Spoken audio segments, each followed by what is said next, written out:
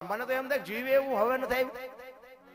હે વાહન મકાન રૂપિયા લોઢા હવામાં ઉડે વગર દોડે વાતું થાય, હિલોળા કરે એવું નથી. પણ જીવતા ન આવડે તો શું કરવાનું? ને કે મને તો એમ થાય કે અત્યારે ઘટે છે શું? અમે તો અહીંયા સુરેન્દ્રનગર ઓલું જૂના જંકશનમાં છે ને, ઓલા બધા બિચારા રાકા ઠેકા બધા ગરીબ માણસો હોય ને, એ બધા આડાવાળા ભીખ માગ્યા હોય, એની માં ભીખ માગ્યા હોય, એનો બાપ ભીખ માગ્યા હોય, છોકરાઓ એની રીતે ભીખ માગ્યા હોય. પણ તમે જોવો ને તો કોક બટકું રોટલો લાવ્યો હોય, કોક વળી એક થોડી ખીચડી લાવ્યું હોય, કોઈ વળી એક છોકરું કોક શાક લઈ આવ્યું હોય. પણ બાપુ એ લુગડા વગરના છોકરા હોય, ગરીબ મા બાપ હોય, પણ તોય તમે જોવો ને એક થાળીમાં બધા આમ પ્રેમથી બાપુ આમ આનંદથી જમતા હોય, માગેલું હોય અને આનંદથી જમતા હોય. આપણને એમ થાય કે આ જોવો તો ખરા, આનંદ બજારમાં મળે છે. અને કરોડપતિના દીકરા હોય ને ત્યાં જાવ ને તો છોકરો આમ મોઢું કરીને ખાતો હોય, બહુ આમ મોઢું કરીને ખાતી હોય, તો આપણને એમ થાય કે રૂપિયા શું ગુડવા છે.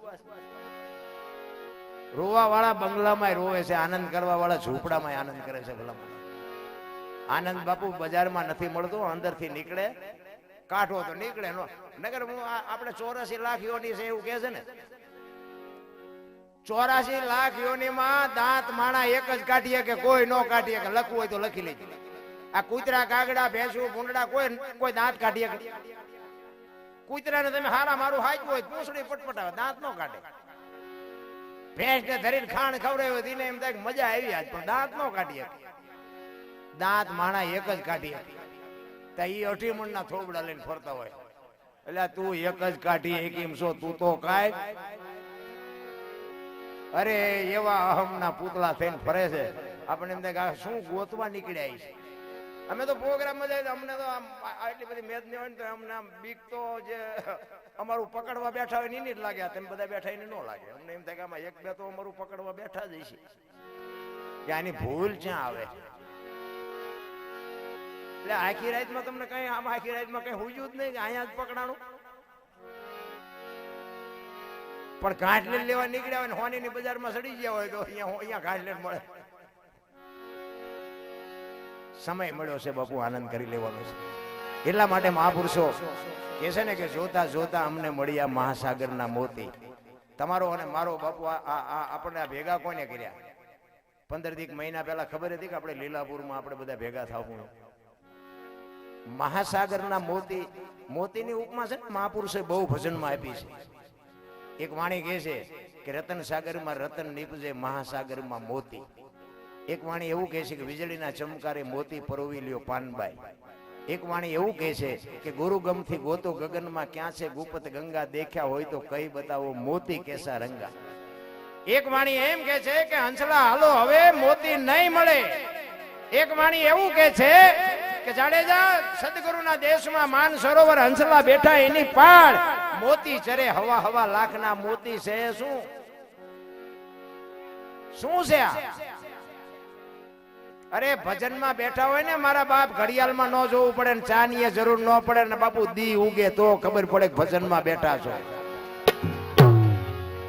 શું ભલામણા મોતી એટલા ડોકમાં બાંધવાના મોતીની વાતું નથી રામ.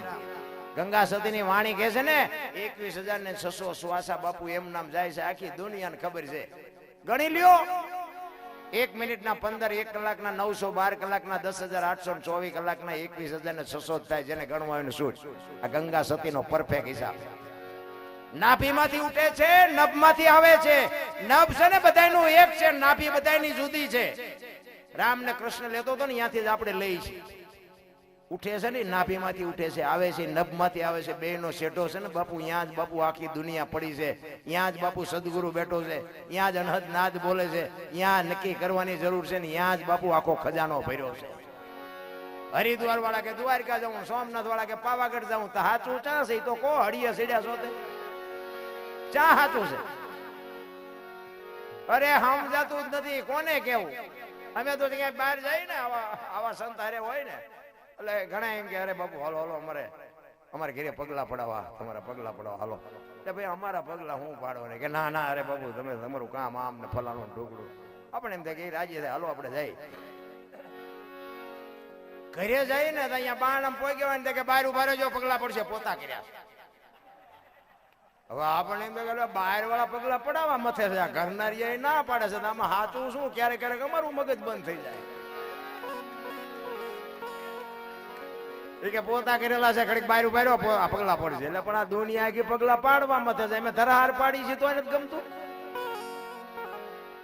એટલે સમજાય એવું નથી તમારે તમારી રીતે મસવાનું મારે મારી રીતે મસવાનું આમાંથી હું જાય તો કઈક લઈ લેજો બાકી તો જય ભગવાન આ ભેગા થયા છે સાચું છે ભેગા થવાનું છે વાત ખોટી છે એટલા માટે મહાપુરુષો કહે છે વર્તમાનમાં જીવો ભૂતકાળ ને ભવિષ્યકાળ ને કોઈ દી યાદ કરવાની જરૂર નથી ભૂતકાળ છે ને ગયો છે એ ભૂતકાળ છે એ કોઈ દી આવવાનો નથી આવવાનો છે ને ભવિષ્યકાળ છે એ આપણને ખબર નથી કેવો આવવાનો છે આજ આપણે લીલાપુરમાં માં ભગવતીના સાનિધ્યમાં ભજનમાં બેઠા છીએ વાત પાકી બાકી કાલની વાત જવા દો બસ મુદ્દો આટલો ઘણા બધા ભવની ખોડા ઓલા ભવમાં આમ ને ઓલા ભવમાં આમ ને હું આ તમે આટલા બધા બેઠા છો હું તમને પૂછું કે જવાના ગમી હોય પણ આવ્યા ક્યાંથી આમાંથી કોઈને ખબર હોય એકાદો હાંસુ શું કરો તો છે કોઈને ખબર એટલે આ કાલની ખબર નથી ને શું ભવની ખોડા આમ મળ્યો એ ભવ શું ધારી લો ને આમાં શું ઘટે છે આ બધું એમ જ આયલું છે કોઈ પરફેક્ટ કઈ વાત કરી નથી કહેતા સ્વર્ગમાં કે ઇન્દ્ર ભગવાન સોનાના સિંહાસન ઉપર બેઠા છે અને ઇન્દ્રની અપસરાઓ નાચ કરે છે અને અહીંયા ફુવારા છે તો અહીંયા કોઈક જી આવ્યું હોય કોણ માર પગ ઝાલવા જી આવ્યું કોઈ આમ નામ જ હાલે હતા અમારું આ એમ નામ જ હાલ્યું છે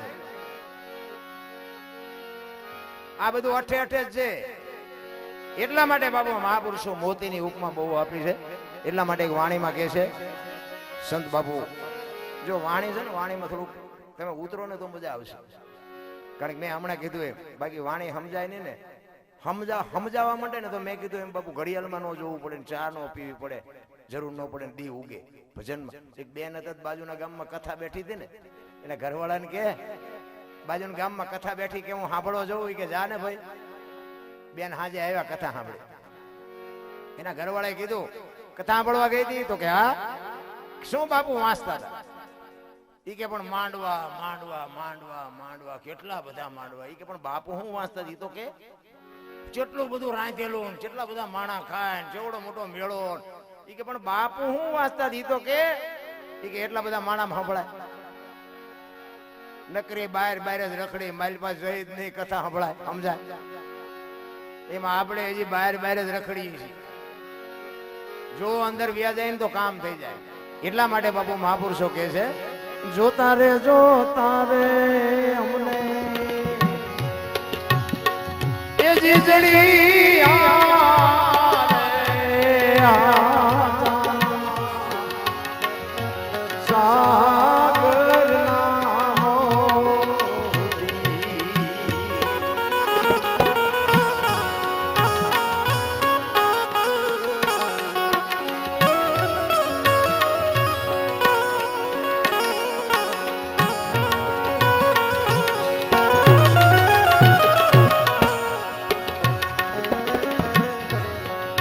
સાગર લીલા મોતી રામે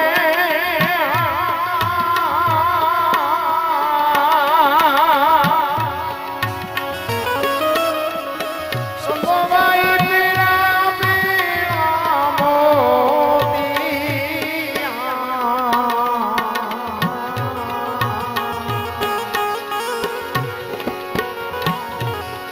ગગન મંડળ માઈ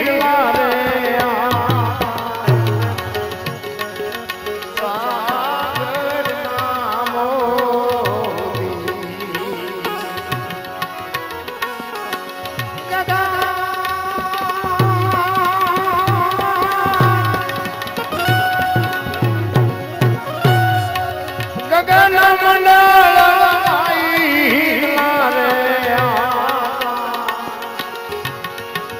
સાગર નામો જોતા રે એ જીજડી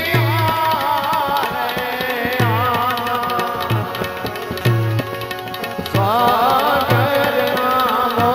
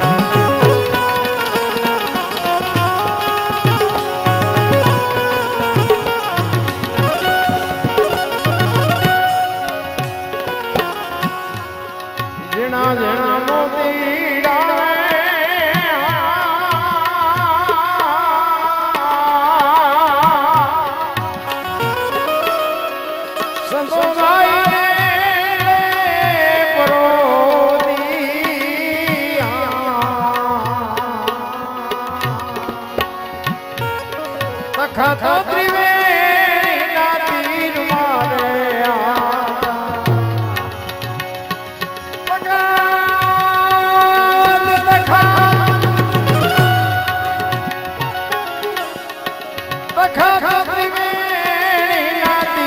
મારે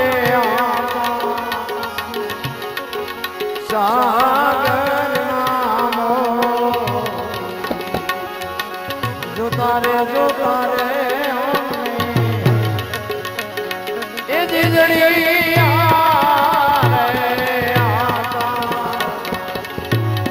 આવા સાગર નામો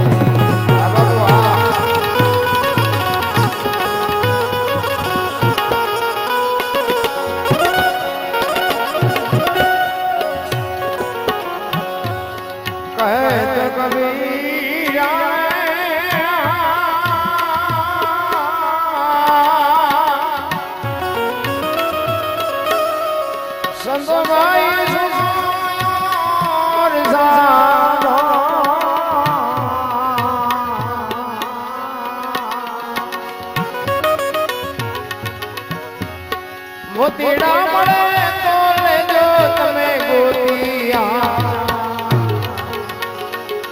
મોતી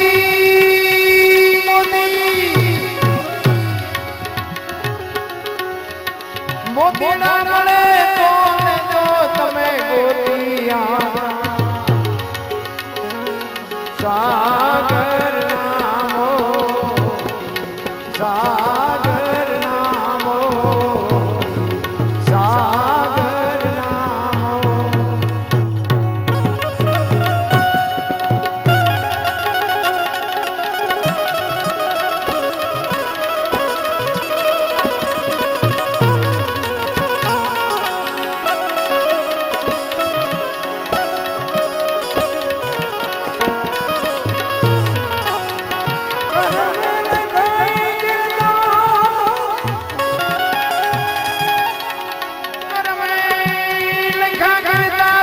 કોઈ દિવસ ના ચૂકે નહીં પછી હું કરો તમે હજાર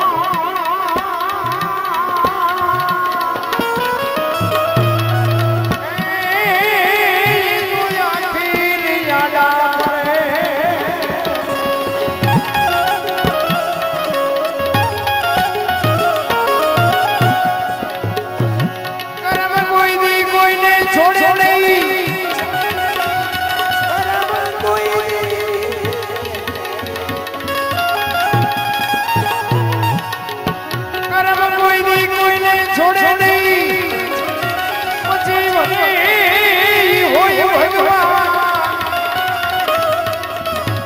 ઈ બના જીના બી બને એ ઓલું ભી લઈ લીધા એ ઓલું ભી લઈ લીધા જો મહાપુરુષો કહે છે કરમ કરમ ની વાતો કરે છે બધા પણ કરમ શું છે મને સમજાતું નથી તમને સમજાતું હતું મને એમ થાય ઘરા ભક્તિ કરે દુખી છે એટલે દુનિયાના બૂસ મારે સુખી છે તો કરમમાં હું સમજવું કૃષ્ણ પરમાત્માએ અર્જુનને કીધું ગીતા કરમ તમારે કરવાનું કેવું કરો એ તમારે જોવાનું એનું ફળ કેવું આપવું એ મારે જોવાનું આનું નામ ગીતા તો હું એમ કહું છું કે અમે ખોટું કરી છે અમારું આ દુનિયા લોહી પીવે તો પેલા ધોકા પછાડતા હારું નહીં આના કરતા કર્મ ની ગતિ શું હોય શકે તમે હું રામ રામ રામ કરીએ છીએ બાપુ સીતાજી રામ ને પૈણે આખી જિંદગીમાં દી હારો ન હોય ગયો શું કર્મ છે દ્રૌપદી ના ચીર લૂંટાતા હતા કોણ નતું કાળના જડબા ચાલીને ઉભા રાખે એવા પાંડવો બેઠા હતા દીકરીનો શું ગુનો હતો આખી દુનિયાને ખબર છે શું એનું કર્મ ભીષ્મ દાદવ બાપુ ભીષ્મ જેવાની હાજરી કોઈ અધર મોઢું ન કરીએ કે દીકરીનો ગુનો શું હતો આપણું બૈરું એટલે આપણે જુગારમાં હારી જવાય એવો ધણીનું પદ આપ્યું હોય અત્યારે આપણે આખો તો આપણી મોર તો ઘરે બાઈટ નો નાખી દીધી હોય આપણે અખિલ બ્રહ્માંડના માલિક કૃષ્ણ પરમાત્માને ખબર ન હોય કે આ બેસ તો ભીલ મને બાણ મારશે કૃષ્ણ પરમાત્માને ખબર ન હોય શું એનું શું કર્મ હશે અરે થઈ થાવીને થાશે આવો ત્રિકાળજ્ઞાની મહાપુરુષ ગંગાનો પુત્ર ભીષ્મ છેલ્લે બાણની પથારીમાં હોવું પડે એક યમુના દૂત એનો જીવ લેવા આવે અને દૂતને એમ કે 6 મહિના પછી આવજે પોતાનું મોત પાછું ઠેલી શકે એવો સિદ્ધ પુરુષ છેલ્લે બાણની પથારીમાં હોવું પડ્યું એનું શું કર્મ હશે